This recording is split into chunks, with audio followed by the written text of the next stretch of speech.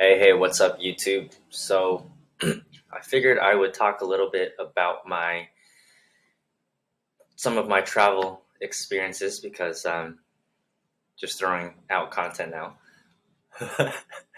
So I wrote this summary back probably in early 2021, and this is about my top 7 experiences during the pandemic in Thailand. I ended up staying till like October 2021, so there was another 10 months that I don't have included in here, but I'm just gonna take it as it is and go back in time, take a trip down memory lane, and enlighten you all as well as myself on some of my favorite experiences in, I guess, 2020 during the pandemic in Thailand. So, as I'm sure when we reflect on 2020, it was a memorable and transformative year for probably a lot of us, and hopefully for the better. I know it certainly was for me. I spent most of my time on the islands in the east in the Gulf of Thailand of Koh Tao, Koh Phangan, and Koh Samui. Well, apparently I've been here for over a year, so this is more like April, April 2021 when I wrote this. I'll pop it up here. As of back in early, probably April. Probably circa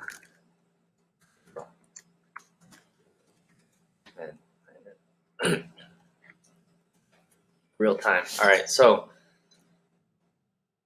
we start to look ahead to what's next. It's top 7 experiences. All right, enough. All right, first was martial arts training. So being able to train Brazilian Jiu Jitsu and Muay Thai in Thailand. Obviously, with the pandemic, things kind of slowed down.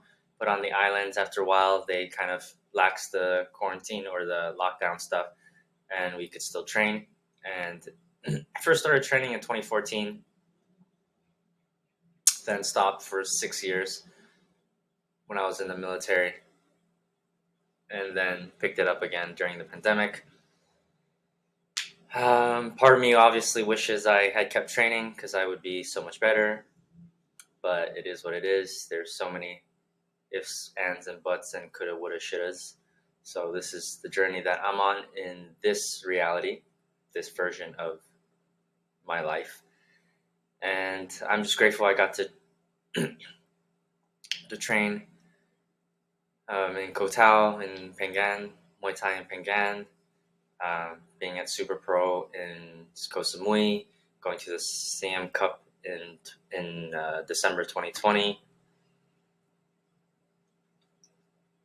And it's been a part of my life ever since. So since 2.5 years now, since then, it's been something I've pretty consistently kept to, and it's something I look for when I travel now as well. So I'm happy.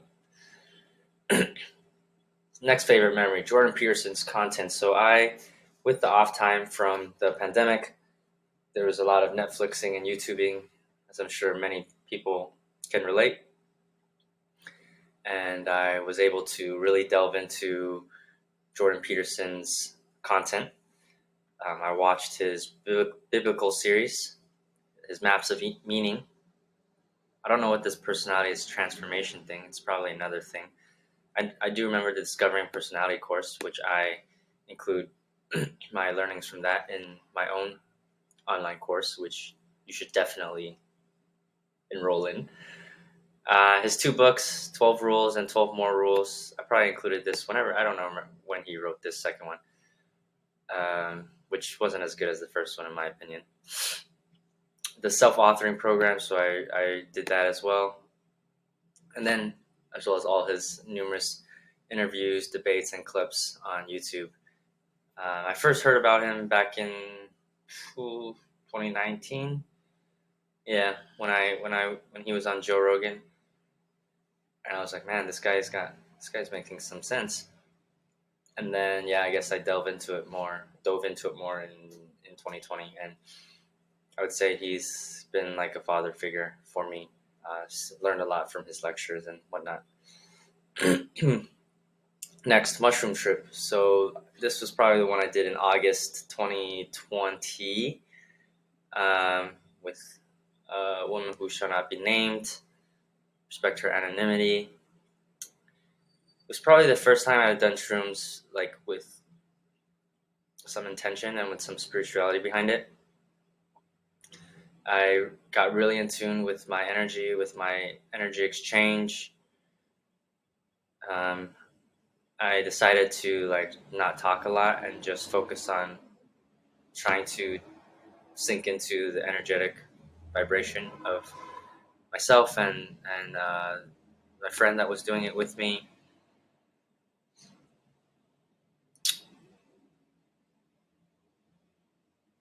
We watched her favorite movie, Avatar, and then I started. This is the birth of Yellow J, the birth of my spiritual journey and my teachings. Um, I started spouting that like basically the whole movie is a reflection of her subconscious or of her whole identity, and she's not just one character. She's all of the characters, and their development mirrored her striving towards her own truth and self-actualization. What else? Yeah, but anyways, I'll skip that. Uh, it was a lot of fun. I've since grown to really enjoy shrooms, and uh, yeah, have had a lot of beautiful experiences with shrooms since. So if you haven't seen Fantastic Fungi on Netflix, I highly recommend it. It's a great documentary about the power of psilocybin and mushrooms in general and what they do and what mycelium does for us in nature. It's like the brain of nature. Next was the ayahuasca ceremony that I did back in August 2020 as well. Again, this was the birth of my spirituality, 2020. There was a lot of psychedelic effects for this ayahuasca. Funny to really see all of this. An Egyptian goddess. I came to appreciate conflict, I guess, as necessary, or pain as necessary, struggle, and all that good stuff. I realized how much love is already in my life, because that was something I struggled with, was realizing that. And first time I started to understand the power of forgiveness, forgiving ourselves, the necessity of everything, including all the mistakes and all the hurt, and then just feeling good. Like I wasn't sure if I was on the right path, and then the medicine told me I was. Just keep going, man. That's what I was saying. Keep going. Um, I also realized that I don't really exist because I'm just like a reflection of all the input that I've received. I obviously have like my core genetics and my biology and my personality and whatever is innate. But other than that, it's all formed by external forces. Yeah. Next was a Tantra workshop. So Tantra from the Heart in Copenhagen. If you ever are there, I highly recommend it with Leonie Lewis. No, that's a singer, right? I don't know her last name. This was again like something new and quite an interesting experience for me. A lot of breathing, like partner breathing, like staring into eyes. Like I was laughing, to be honest, because it was my defense mechanism. I didn't really know how to handle it. Again, this was like over 2 years ago now, and it was my first time being exposed to these kinds of activities and this kind of energy, and really being in tune with our sensuality, our presence. I believe there was a lot of crying in this one. There was definitely crying in the second Tantra retreat, but I'm sure there's always a lot. It was amazing, and that's why I've been wanting to do retreats of my own because they are really awesome. Look at all these things that we did, man.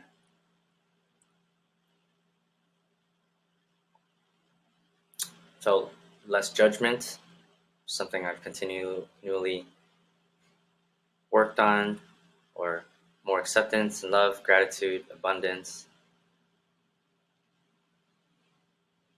Another good memory was spending a week at the yoga and meditation center.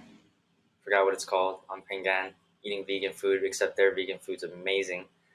And um, learned a bit about yoga and the history of it, and how it ties in. I'm still not a big yogi. Again, I'm doing more BJJ, and as I get older, I know I will incorporate yoga more into my life. Just hasn't shown up yet. Um, but yeah, that was also, I think, a good week of reflection and talking to people and diving deep into this whole world, new world. And lastly, bachata. So I did a video on poor man's Tim Ferriss experiment, devoting 50 hours to the beautiful art of bachata dance. This was while I was in Pengan, or this was while I was in Koh Tao, and it was a fun project. I guess I have been dancing on and off since then. I haven't been like super serious about it. I'm in the DR, and there's obviously a lot of bachata and bachata music here, so I've been able to practice as well. And it's just something that's in the background, slowly but surely, getting better, little by little. So that's it. All in all, I had a really amazing year and a half in Thailand. It was very transformational for me.